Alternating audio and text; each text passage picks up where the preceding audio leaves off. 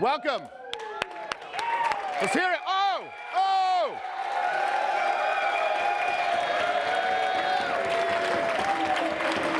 I'm not a crook. What's up? All right, it's good to be here. Back in Chicago. I love this. I think this is probably one of the best cities on planet Earth in the summer. Winter, maybe not so much. But yeah, it's good to be here. Now, having said that, I would like to ask you a question. I'd like you to consider this carefully. Why are you here? Continue a journey. Entertainment. Maternity. No, continue a journey. Oh, my continued journey. Sorry, I'm old. I'm 46 years old. My hearing's a bit off from going into nightclubs continually for 20 years. But I do carry earplugs now. All right, this is crucial. Looks like there might be an Adderall in there too. But you know, Adderall is a human right. It's a human right, okay? Tip your landlord. Not many will understand. So, okay, who else? Like another person, why are you here? I missed you guys. Because you've missed me. The alumni tour. We're here. Anyone else? Why are you here? Honestly, just to see. You ran out of protein and you just got, might as well stepped out for some protein. No, but really, why? What's your answer? Just to better myself and see what I can do. To better, it's pretty vague. Like, what are some goals y'all have? I'm trying to network with people that are awake and not like stupid in a like dumb haze. It's very non-judgmental. It's very enlightened, very Christian. I hate these fucking stupid people.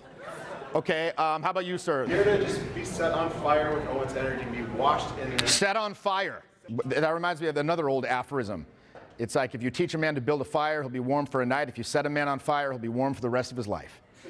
So if you set on fire. So what's the aim? What is the aim?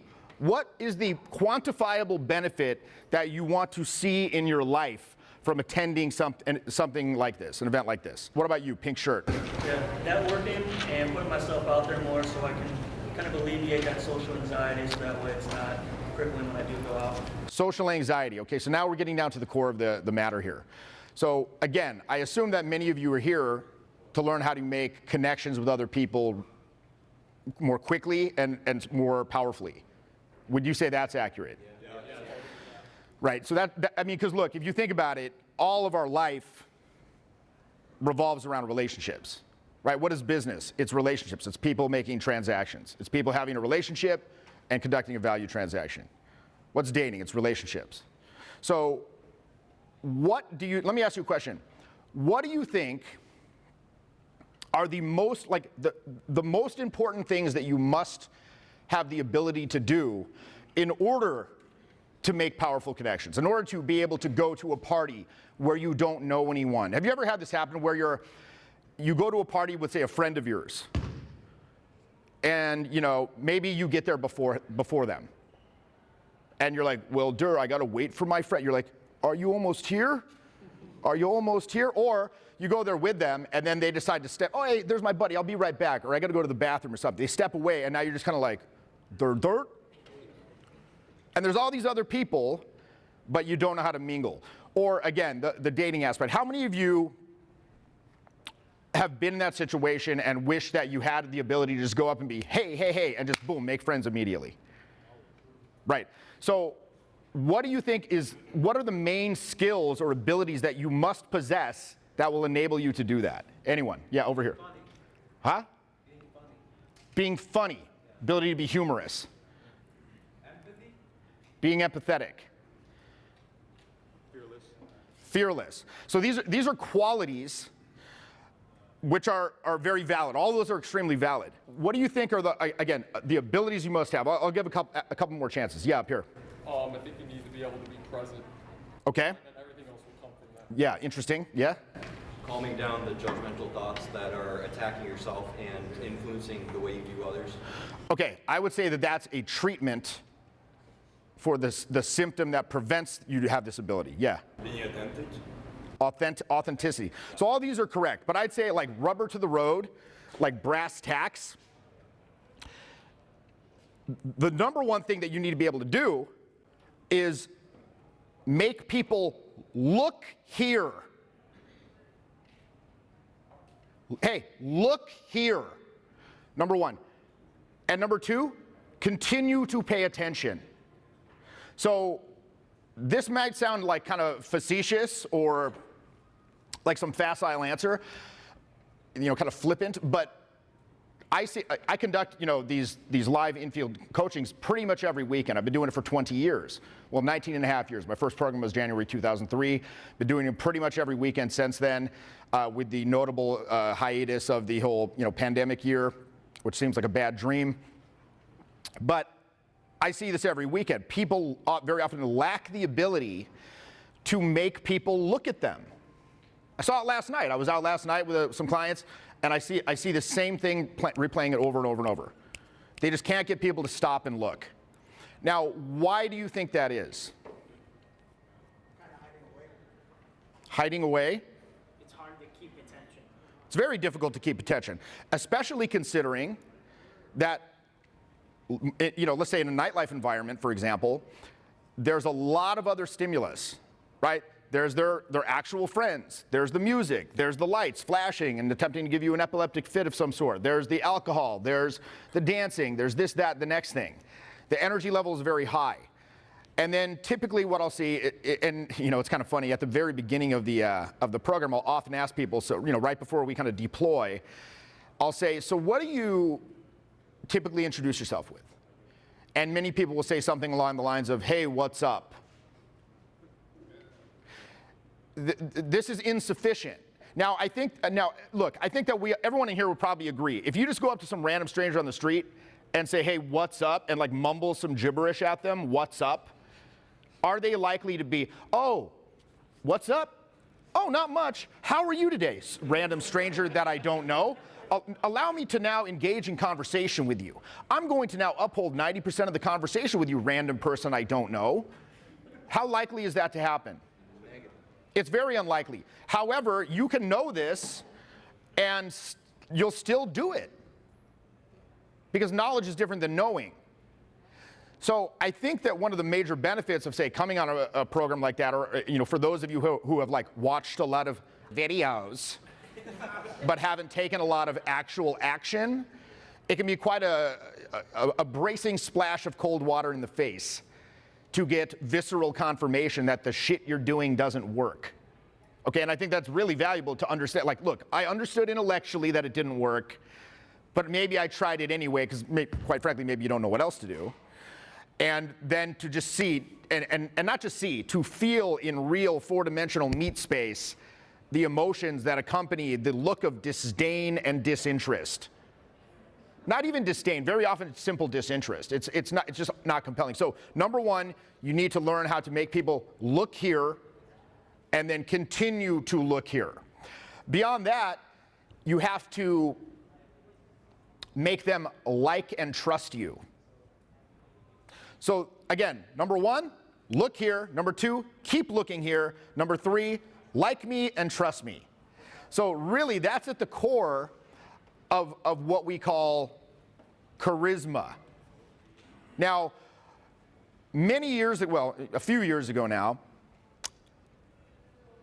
we began our shift to full self-development in earnest. When we made that shift, I was very adamant, and it was something I puzzled over for quite some time, because I was very adamant that I did not want to simply to come out the gate with some like watered down Tony Robbins. Here's Jeffy's new self-help thing, the watered down Tony Robbins, right? It needed to make sense as something that, again, a natural evolution of what I had previously been teaching. So again, week in and week out, this was something that I saw time and time again.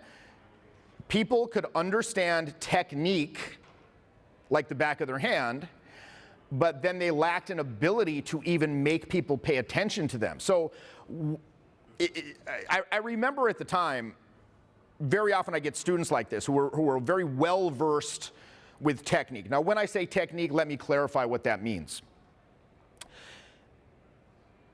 If you want to have a banal conversation with your neighbor while you're taking the trash in about their daughter's fucking karate recital, that does not require a lot of technique. You know what I mean? If you want to have a discussion with somebody at Walgreens, paper or plastic, that does not require a lot of technique. As your interactions with people go from banal and simple to more complicated, they require an increased understanding on your part of the conventions and waypoints of those types of interactions. So, for example, if you want to go on a stage and speak to a crowd, if you want to sell and close sales, if you want to negotiate at high levels, if you want to navigate conflict, if you want to get intimate with someone that you just met in a short time frame, these are not things that normal people do on an everyday basis. These things require practice, they require technique, they require control. So again, you need to understand what are the conventions, what are the typical waypoints in these interactions, what are some things that typically pop up, what are maybe some stratagems that I can employ to navigate these things in a smooth and skillful way, and you have to familiarize yourself with those techniques, okay? And in fact, I would say you need to familiarize yourself with those techniques to such a degree that they no longer require much of the intellect's conscious attention, because that's when you can hit a flow state. Right? Otherwise, you're self-monitoring and analyzing in process is antithetical to good results. So, but again, that's a whole separate can of worms we won't get into right now. But anywho, so technique's very important. You need to be able to move it along. But you got this horizontal plot development, let's just call it, but then you also have a vertical vibe expansion. And that's where that ability to create a compelling, interesting, charming, hilarious, outrageous, poignant, some kind of different vibe that is going to make you emotionally relevant to the people you're speaking to, and that is going to make them, is going to crack through their RAS and make their brain say, this is what is relevant in the environment. This person is what I should be paying attention to in the environment. Not the drinks, not the dancing, not the lights, not the music, not my buddy over here. This is what's going on. So this then begs the question, well, how do you do that? So I would see clients who had, again, great familiarity with the technique. They've been watching the videos for many years, but didn't take a lot of action. And they're literally saying the same things that myself and other instructors are saying, but they're simply not getting a result. Conversely, I can say the dumb shit that they say, which is like patently stupid, and get a good result. Right? I could give some examples. Like I remember once I was, well, okay, I won't give that example, but you know, guys, like I can say pretty much anything and make it work. I can go up and say, "What's up?" and make it work. Now, why do you think that is? Really quick. Really, your vibe, yes, but well, because well, that's another interesting thing. Some people can never make that hand of God ever work. Other people, it becomes their absolute favorite because it's effortless. But the thing is, the person who goes up and says, "What's up?" they have no other choice. That's all they know how to do. So if it's a default necessity, it sucks. However, and write this down if you're writing stuff down, individual choices gain power in direct proportion to the larger field of choice potential surrounding them. Individual choices gain power in proportion to the larger field of choice potential surrounding them. So again, if myself or Owen decide to casually saunter up to somebody and introduce ourselves by saying, "Good evening, what's up?" There's an air about us that suggests we're making a proactive decision to be more calm, right? It's not the only thing we could do. It's like, okay, no. So again, to give another example, if I'm sitting here next to Mikhail Baryshnikov, the greatest ballet dancer in history or whatever, and we're both in a state of rest, Baryshnikov's going to be he's going to be emanating a stronger, more power from that state of rest because he has a larger field of kinesthetic choice surrounding his being. He can just do more, and it shows. So, What was the quote? You said individual choice. Individual choices gain power in proportion to the larger field of choice potential surrounding them. So again, it's really about identifying where you have inhibitions around expressing yourself, putting awareness on that. Now here's the big thing, awareness without shame or guilt. Because I think that particularly with socializing, it's very prone to judgment because it's so outcome oriented. You know what I mean? You don't feel shame if you shoot a basketball and you brick it. I mean, maybe it's like, you know, some air ball or something like that, but you're not like, I'm a bad person. I was poorly raised and I'm unattractive and unfit to reproduce. You know, no, but for some reason, socializing has a lot more grave ramifications, seemingly. You want to bring attention to where your limits are. You want to diagnose the types of energy use that you fear. You want to diagnose the mechanisms of inhibition, because I think a lot of people, they lack awareness. I mean, you've held these inhibitions to be useful and necessary for your protection for so long that they're now largely below your threshold of awareness. You're not even aware that it's there. All you know is I can't take action, or something's blocking me. Like, it's very vague. And I would say these things to the student. I would see a client and I would say, okay, look, he knows technique, but his vibe is terrible. It's off-putting, it's unsettling, people don't like, they don't want it around their ass. So how do you communicate this? I would say to these guys, look, you seem a little stifled. I want to see bigger energy. Go in more emotional color. Smile more. Almost sounds like catcalling. Smile more, student. Like, just smile, baby. So this was not useful because why? Look, all it's doing, it's just making them feel more judged in the moment. And at the same time, it's not giving them any clear, actionable, descriptive advice that's going to allow them to make the desired change, right? So what I wanted to do was get very clear and get down to kind of the molecular level of how these criticisms were verbalized, or rather observations. I'd rather call them descriptions rather than criticisms.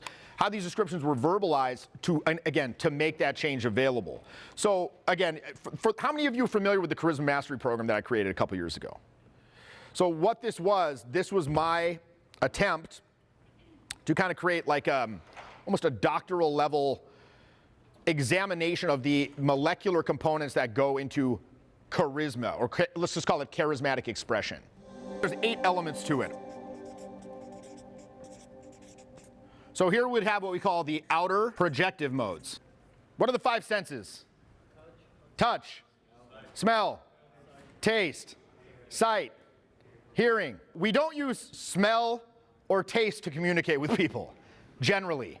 Hopefully not. Taste me, bro. Hey, taste me. Taste me, bro.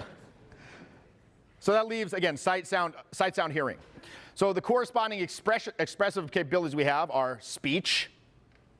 Now, I think it's important to note that with your vocal mode, there's an interesting capacity for internal incongruence, because you have not only what the verbal content of what you're saying, but then there's, of course, what? How you're saying it. And that can impart greatly different meanings. The classic example I like to give is a child asking the parent, "Mommy, do you love me?" Parent says, "Of course I love you, honey." Said like that, it means what it says. What if they said it like this? Of course I love you. Or sarcastic, "Of course I love you." What about, "Of course I love you"? Of course. Right? So all of those things can impart dramatically different meanings. So again, tonality as distinct from verbal meaning. And this is what we're talking about when it's like, it's not what you say, it's how you say it. Okay? Secondly, then you've got what? The face. Now, I think that the facial mode is the most overlooked, least developed, least consciously developed mode of communication that we have. Now, initially, I believe that this is because people they didn't think it was sexy. Oh, you're talking about making eye contact, whoop-de-doo. Now I believe it's because people are frightened of it. And I was speaking with somebody in the back earlier. Most people have what I would call facial armoring to one degree or another, right? It's sort of a held quality to the face that lacks expression, that sort of isn't dynamic, and it sort of gives the impression of sort of a blank cadence stare to an extent where there's not really any indication of what's going on in the mind. This could be off-putting to other people, but again, you most likely are not even aware of this. Everyone's got this to one degree or another. You're probably not aware of it. So look, I learned long ago in my personal journey of going out and meeting people. I've probably introduced myself to 30,000 people over the past 20 years. You know, I've been doing this for literally 20 years, probably longer than some of you have been alive. Again, I like to say, if you don't know who your dad is, I might be him. So, you know, but one thing that I saw, I quickly learned that, you know, facial expression can be very powerful. Like a sort of weird self-deprecating glance could turn like a kind of a fraught antagonistic situation into like a playful one, or like one raised eyebrow can convey like a paragraph's worth of information. But again, why are people afraid of it? Well, look, the face is the mode through which we send very intensely personal messages about how we're feeling inside, what we're thinking. And to people who have been guarded in their communication their whole life, those messages can feel threatening to you. Right? The eyes are the windows to the soul. This is why, and again, you probably heard me say this in videos before, I won't belabor the point. You know, at the beginning of a program, I always tell people, look, when you introduce yourself to people, I want you to simply stand in front of them and look them in the eye. Can you do this? Yeah, I can do that. 95% will not do it. They just won't. They can't. You probably are thinking, oh, I could do that. You'll likely end up standing about 10 degrees off, kind of glancing around, and I'll have to remind them with these like various auditory cues. I use the word oi, the Australian noise oi. So I'll be chanting like, oi, oi, oi, oi, oi, oi, oi, oi, oi. And very often they won't even hear that because the RAS is preventing them from hearing it. Because they'll be like, if I hear that, that means I have to stand in front and become vulnerable. Their RAS is simply not allowing them to process the information because, again, there's a lot of inhibition around it. So there's the face. And generally, again, so that consists of eye contact and then the musculature of the face surrounding the eyes. And then, of course, you've got what you might refer to as kinesthetic mode, which is, of course, physicality, body language. So you've got facial expressions, eye contact, vocal tonality, body language, which consists of proximity, movement through space, gesture, touch. Okay, so that's level one. I should really leave this over there. Level two, or the second aspect, I guess, you've got the inner guidance modes. First, you've got the intellect. You got the mind. Now, many of you probably think that your mind is the most important thing that you got. In fact, in many cases, the mind is elevated to this position of authority over the whole enchilada, so to speak. It's like, I'm the mind, I help us navigate the world. Well, unfortunately, when we're attempting to access higher energies and allow ourselves to be a conduit for those, the mind can act as a bridge between inner and outer expression, or it can act as a barrier. So, when I'm saying it's acting as a barrier, you're talking to people in a group with your friend, let's even say with your friends. You're just chit-chatting, somebody says something. All of a sudden, an impulse of something to say that would be really funny, like a punchline to the joke comes up. And you're like, but you pause a little bit. Why? Well, because the mind says, halt. Let's see some identification. You know, it's like I need to evaluate this impulse for potential usefulness or rather potential threat. If I say this, will I look silly? Will I look stupid? Will I look pushy? Will I look aggressive? Will I look XYZ? I can't allow this access until it's been vetted. Now, that process might take a second, but unfortunately, there's no timeout in a conversation, is there, for you to make that evaluation? And by the time you've made it, okay, this one, you know, passes muster. Okay, you can go. You can go through the eyes, voice, and body, right?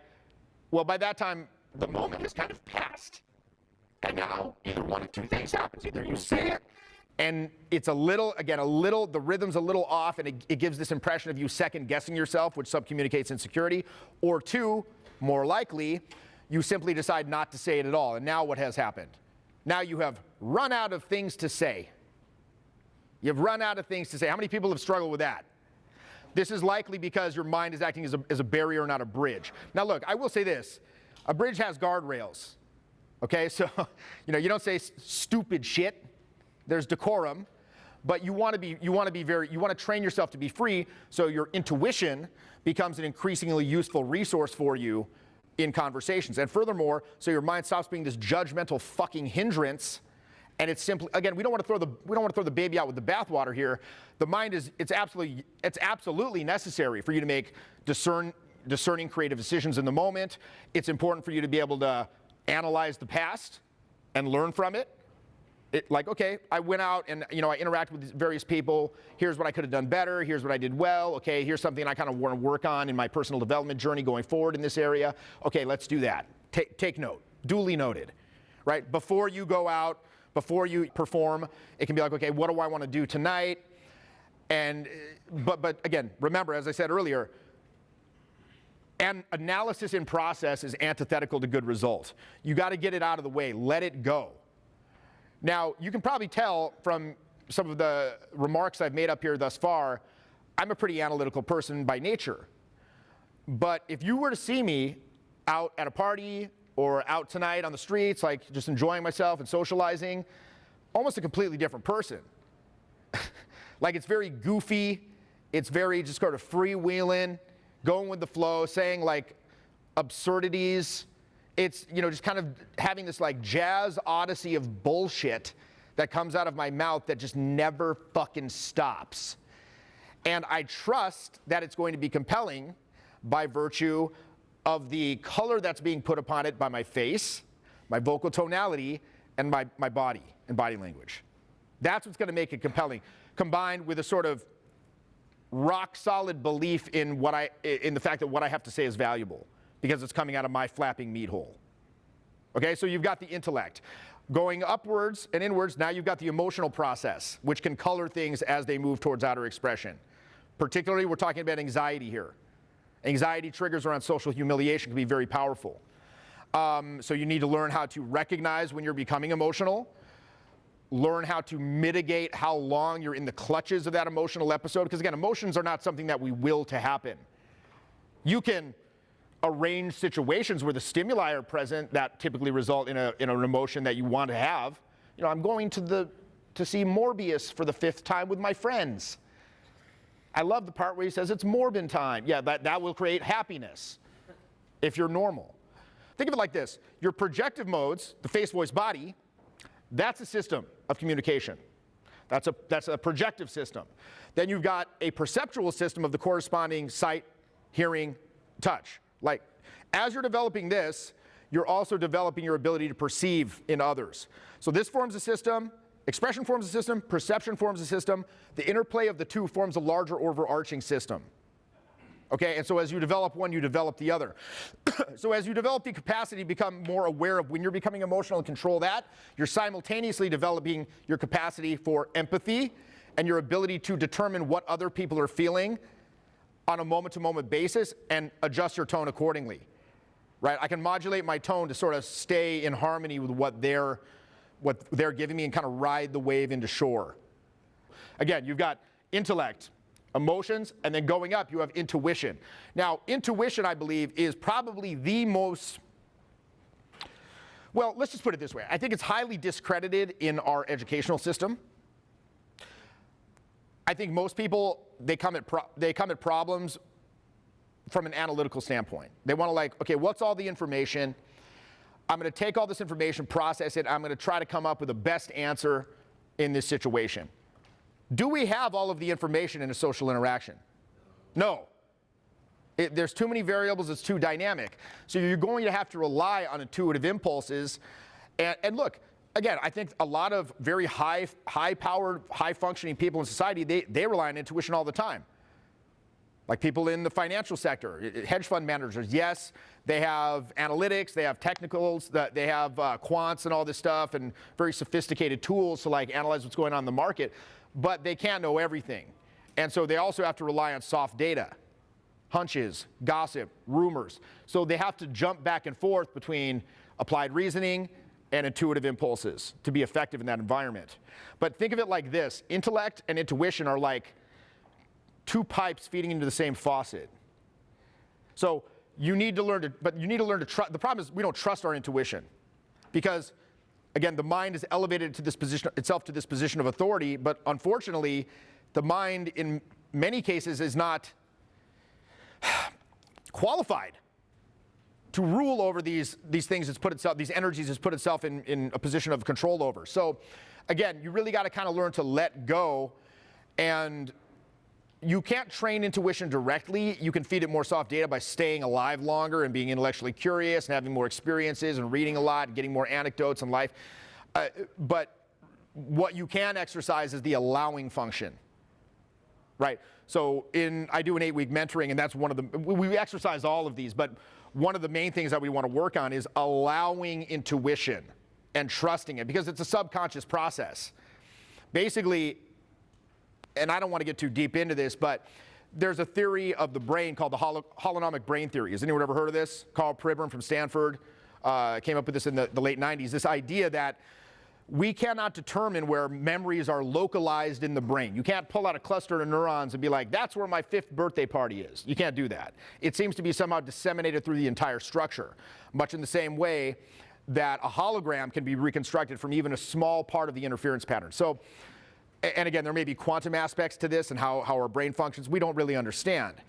But essentially what intuition does, it's a subconscious process that sort of, again, there's an input given, somebody says something, there's a problem, and the subconscious process of intuition scans through all of the data, memories, constellations of different memories, and spits out some sort of impulse of something to say or do. But then, of course, your old buddy, the intellect, kind of tends to step on that and get in the way, and that's when you get stifled. So again, you got the inner guidance modes. Beyond that, we got what I like to call the 6 skills of charismatic expression, which are energizing, creating energy to express. Because look, I think that energy flow is essentially what charisma is. Charisma is something that's kind of been, I almost hate that word, because I think historically it's been viewed as something mystical, right? It's got this sort of like abstract definition. No one can really say what it is. Certain people got it, certain people don't. But I think if we define it as energy flow, it would stand to reason that if you increase the energy, the charisma will increase as well. But there's 2 problems here. First, we've got to actually raise the energy. Then we've got to remove that which is impeding the flow. So energizing. Number 2 would be concentrating. In other words, where is your concentration in the environment? Is it more internal or is it more external? Sometimes you want it to be more external, where you're not in your head, you're more out there.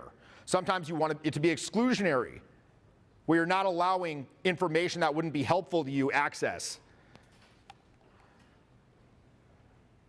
And I could give many examples, but we don't want to get too deep here. I kind of want to give an overview. So again, energizing, concentrating. 3, structuring. So in any interaction, the question is, what next? Right? How do you structure those movements from event to event to event? Whether those events are emotional, whether those events are physical in terms of movement, how do you structure that? Do you do it quickly? Do you do it gradually? You need to learn how to do both. So energizing, concentrating, structuring, imagining. Why would imagining be useful in a social interaction? Take away social anxiety. What's that? More creative. Creative expression. If you watch anyone who's really skilled, they have this air of, you never know what's going to come out of their fucking mouth next. They always have a better answer. No matter what you say to them, they're never flapped, they're unflappable, they're never stymied, they're never flabbergasted, at a loss for words. They're just da-da-da-da-da-da-da-da. How about this? Here's another thing. It takes an act of imagination to present yourself as enthusiastic and confident in a situation where maybe you don't feel those things. That takes an act of imagination. Finding an internal validation for an external requirement. Okay? So again, energizing, concentrating, structuring, imagining, stylizing. Now, stylizing means being able to adopt different stylistic ways of expression. Now, why might this be useful? Interesting. He said keeps it interesting. Yeah, and there's different types of people in different types of situations, for sure. You might want to behave in a more outrageous manner in a certain environment and kind of more reserved in a different environment. But like I said at the top of the hour here, one of the biggest things that I see from clients is when they come on a program and they actually get real world experience, it's very often shocking to them to see that, to learn, again, viscerally learn that what you're doing doesn't fucking work. So I had a client recently, pretty much every week. I'm like, yo, look, what you're currently doing, unfortunately, it's not effective. And I don't like to say it's wrong, okay, because that calls up defensiveness. It's not wrong per se, but it's ineffective. Going up and just being sort of this milquetoast fellow who sort of mumbles and is kind of low energy and it just expects others to conform to that, it's unrealistic. It's just not realistic. Now, let me tell you something. If going up and mumbling some fucking bullshit and then standing there with my hands in my pockets, if that worked, I would do that.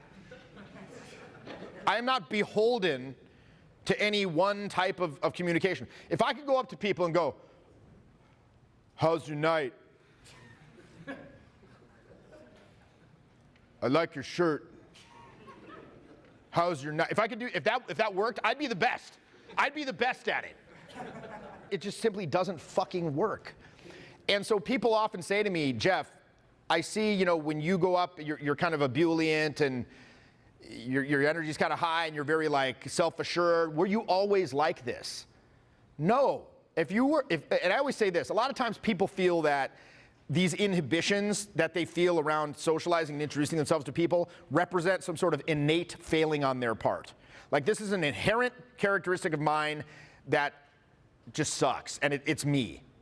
I would say the best refutation to that idea is given by the evidence of those who have gone before. Because if you saw myself or Julian or Owen 20 years ago, or when we first started, whenever that was, you would have no doubts whatsoever about your ability to replicate anything that you see us do socially, because we had to learn how to adopt a new style of communication. Now, oftentimes when confronted with this fact, people will say something along the lines of, well, that's just not me. That's just not me. They feel this confrontation between what they perceive to be their self and this character that I'm asking them to adopt. I'll always say this, look, there are no ways of being that are more natural than any other. How do you develop your own personality? You didn't have a personality when you came out the womb. You developed that by watching other people, emulating, practicing things, getting corrected, until you arrive at a way of navigating the world that you call your personality, okay? Boom, great. There's a parallel between that original learned naturalness of your personality and this adopting a new style of communication. But again, the difference is now you have a fully formed brain and you can choose how you want to be. And again, this isn't some renouncing of yourself. It's simply acknowledging the demands that are going to be put upon you by the results you want to have. This is just being realistic. Again, many people are attempting to make the world conform to them. It will not. Okay, I hope that's not the first time you understood that. It will not. So again, you need to learn how to adopt, but it's like trying on new shoes. It'll often be uncomfortable until you wear them in, and then they kind of take that shape. Again, you got energizing, concentrating, structuring, imagining, stylizing, then finally coordinating. And coordinating means taking everything you've learned about this kind of communication and sort of learning how to juggle it. And for that, you got to learn to sort of increase the RAM in your brain to an extent. And a lot of that comes from, like I said before, familiarizing yourself with technique to the extent that you don't have to think about it too much anymore. And when I'm talking to someone, I'm really only thinking about, I'd say, 3 things. Thinking, I'm allowing feelings and intuitive impulses to flow, but in terms of what I'm thinking about, there's 3 things. Number 1, where am I in this interaction in terms of the waypoints? And again, this could be for sales, it could be for anything. Where am I in the waypoints? And okay, I'm at step 2. I need to get to step 3. What are the behaviors I need to exhibit? What are the actions I need to take? Do those. I'm not flailing. There's always a methodical execution happening, okay, of technique. So where am I? What do I need to do? Number 2, what are the other people giving me emotionally right now? And how do I need to modulate my tonality in order to kind of harmonize that and ride the wave? And then number 3, very specific to socializing, what's the evolving logistical situation and is it viable? In other words, are there obstacles that are presenting themselves? Can I circumnavigate those obstacles in a creative way? Or should I maybe perhaps seek greener pastures? So boom, 6 skills. Next we've got core confidence. Now, let me ask you this. What is the distinction between core confidence and some other kind of confidence? Some other kind of confidence, it's dependent on something else. Core confidence. Yeah, what are some other types of confidence you could have that are not core? Like Situational. Like, yeah, you're in the band. You're the singer in the band, and then after the band, people want to come talk to you. Or you're the manager at the place, or you're in some sort of position of authority. Or you're in a scenario where you're very, very comfortable and very familiar. Yeah, what happens outside of that scenario? Okay, you might feel kind of at a loss. So I think that there's really 2 ways that you can go about increasing your level of core confidence, right? And those are, number 1, and these are variables that you can control to a degree. Number 1, you want to increase your sense of control over the situation. And what does that mean? Well, that means increasing your, like I said earlier, increasing your understandings of the conventions of the types of interactions that you want to have and that lead to the types of results you want. So in other words, learning technique, so you're not flailing. You're not just flailing. You ever had this? You're talking to someone, you're like, it seems like it's going good. What now? I hope it works out. Oh man, it's going good. These people like me. I hope it resolves itself to my satisfaction somehow on its own accord. It likely will not. Because number 1, people are not mind readers. And number 2, like I know a lot of people who are good at selling. Like selling the product, but they can't close. I've sold, like, again, I've been pretty successful as like a self-employed individual, an entrepreneur.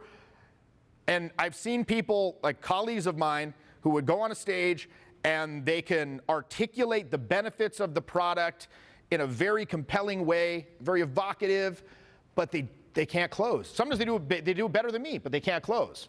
I've also been that guy. So number 1, you want to increase your sense of control over the situation by familiarizing yourself with technique and familiarizing yourself with your own inhibitions and familiarizing yourself with how to project energy in a free-flowing way. That's number 1. Increase your sense of control over the situation. Understanding of self, understanding of technique involved. Number 2, you can increase your level of commitment. Because I believe it was Nietzsche who said, and I'm paraphrasing here, with a big enough why, a person can accomplish any how. So this is why I ask, why are you here? At the beginning of the hour, I very often ask that, why are you here? If you don't understand why the fuck you are even doing this, you're not going to have success. And many people, the response is ambiguous. If you don't believe you can get success, if you don't even know why you want it, you're not compelling. I hope that this has given you kind of a brief overview of, and like I said, we can delve into this in extreme detail. And that's what I do on my programs. That's a little bit of what I'm about. If you didn't really know much about me, now you know a little bit about me. If you think from this talk that it would be beneficial for you to associate with me in some fashion, I do have that mentoring coaching program that runs 8 weeks. We do calls twice a week where we dig into the stuff and we do exercises designed to, again, strengthen these modes and prep you for performance. I also do live and field programs. I'm doing one here this weekend. You can check the schedule, blah, blah, blah. And if you feel it would behoove you to have that association, I'd love for you to come on these programs and have the privilege of instructing you. If not, go fuck yourself. So thank you. This has been...